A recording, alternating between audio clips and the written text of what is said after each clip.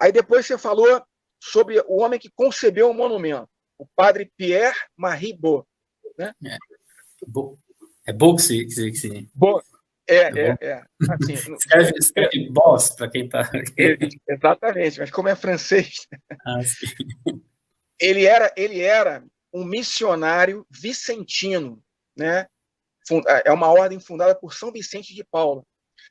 E ele era o capelão da Igreja da Imaculada Conceição, Eduardo. Era a Igreja Imperial. Era justamente a igreja que era frequentada pela princesa Isabel. Então, o Padre Bot, ele foi morar ali na Igreja da Imaculada Conceição, e lá ele tinha uma vista perfeita ali do bairro de Botafogo. É uma igreja que ainda hoje é existente. É uma igreja que, aí que você falou, ela é dedicada ao Sagrado Coração de Jesus, né? Uhum. E ali ele viu o Corcovado e ele falou, ali tem um pedestal perfeito para a construção de um monumento religioso. E ele faz um poema no prefácio do livro Imitação de Cristo, na edição de 1903, que ele dá voz para o Monte Corcovado. Ele fala assim, há quantos séculos eu espero? Quando virá a imagem daquele que me fez?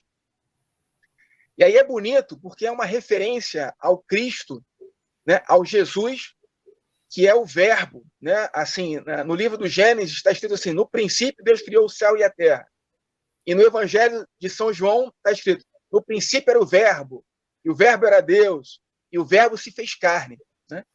Então ele fala sobre esse Jesus, que é o nosso Redentor, mas ao mesmo tempo é o nosso Criador, é aquele que junto com o Pai e o Espírito Santo, a Trindade, criam o universo, né? Então o padre Pierre-Marie Bot, ele queria esse monumento, mas ele não tinha força política para isso. A princesa Isabel, quando ela proclamou a abolição da escravatura, ela já conhecia a ideia do padre Bot, né? Que ela frequentava a igreja dele. E aí os abolicionistas, aquele partido do Joaquim Nabuco, né, começaram a chamar a princesa Isabel, os escravos alforriados, Redentora. Exatamente, a Redentora. E ela falou assim, Eduardo, não. Eu libertei os escravos, tudo bem, mas o verdadeiro Redentor dos homens é o Sagrado Coração de Jesus, né? E aí, Eduardo, ela é gentil, ela era uma católica fervorosa, ela gentilmente declina a homenagem, que queriam construir uma estátua da Redentora no alto do Corcovado. Ela fala, não. E ela dá uma ordem. Ela manda o Visconde de Mauá ir para a Europa para providenciar a construção de uma estátua de braços abertos já do Sagrado Coração de Jesus. Bem parecida.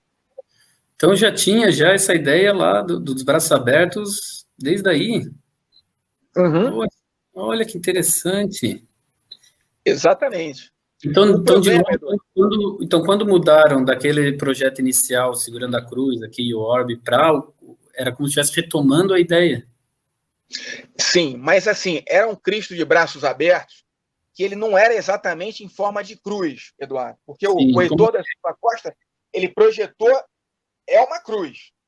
O Cristo, ele era assim, um abraço. Ele era assim, um braço mais... Sim, não, pode ir falando aí que eu consigo achar a imagem aqui.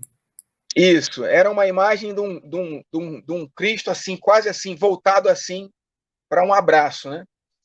O problema com essa é exatamente isso aí. Essa era... um abraço e não uma cruz, né? Tanto que nem tem o formato de cruz, nem lembra uma cruz, né? Exatamente. A gente não pode desmerecer, né? Você como arquiteto, toda a genialidade do Heitor da Silva Costa.